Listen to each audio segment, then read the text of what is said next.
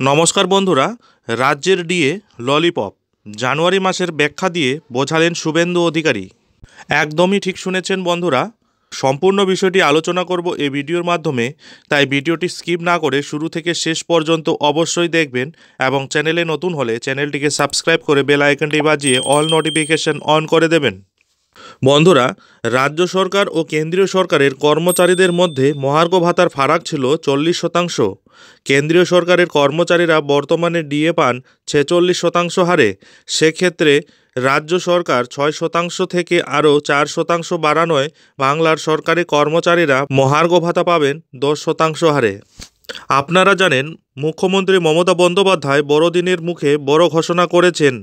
রাজ্যের সরকারি কর্মচারীদের জন্য 4% ডিএ বাড়ানোর কথা ঘোষণা করেছেন। জানুয়ারি মাস থেকেই বর্ধিত ডিএ কার্যকর হয়ে যাবে বলেও জানিয়েছেন মাননীয় মুখ্যমন্ত্রী।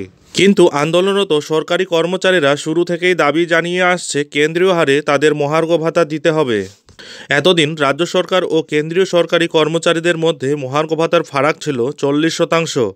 কেন্দ্রীয় সরকারের কর্মচারীরা বর্তমানে ডিএ পান 46% হারে।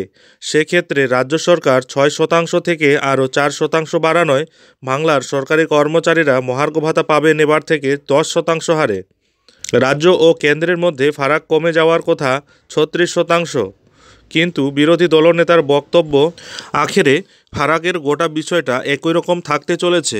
শুনে হয়তো অবাক লাগছে, কিসের ভিত্তিতে এমন দাবি করছেন শুভেন্দু অধিকারী? এক স্যান্ডেলে বিরোধী দলনেতা শুভেন্দু অধিকারী লিখেছেন, কেন্দ্রীয় সরকার বছরে দুবার সরকারি কর্মচারীদের জন্য মহার্ঘ ভাতা পরিবর্তন করে। All India consumer price index অনুযায়ী বছরের গড় হিসেবের ভিত্তিতে এই ডিএ বাড়ানো হয়। সাধারণত প্রতি বছর 1 জানুয়ারি ও 1 জুলাই এই ডিএ বাড়ানো হয়। বিরোধী দলনেতা মনে করছেন, আপাতত কেন্দ্রের সঙ্গে মহার্ঘ ভাতার ব্যবধান 4% কমলেও জানুয়ারিতে কেন্দ্রের তরফে নতুন ঘোষণা করা হলেই আবার ব্যবধান ওই একই হয়ে যাবে। সেক্ষেত্রে গোটা বিষয়টি লোকসভা ভোটের মুখে রাজ্য সরকারি কর্মচারীদের জন্য ললিপপ বলে মনে করছেন রাজ্যের বিরোধী দলনেতা শুভেন্দু অধিকারী। যদিও মুখ্যমন্ত্রী মমতা বন্দ্যোপাধ্যায় এদিনও নিজের অবস্থান স্পষ্ট করে দিয়েছেন, জানিয়ে দিয়েছেন ডিএ বাধ্যতামূলক নয়, এটি ঐচ্ছিক। তিনি চাইলে ডিএ দিতেও পারেন, আবার নাও দিতে পারেন। যাই হোক বন্ধুরা, 4% ডিএ বাড়ানোকে রাজ্য সরকারি কর্মচারীদের জন্য তিনি নতুন বছরের উপহার বলেও জানিয়েছেন। যাই হোক বন্ধুরা, এই ভিডিওটি এখন এখানেই শেষ করছি। ভিডিওটি ভালো লাগলে ভিডিওতে অতি অবশ্যই একটি লাইক দিয়ে বন্ধুদের মধ্যে শেয়ার করে দেবেন।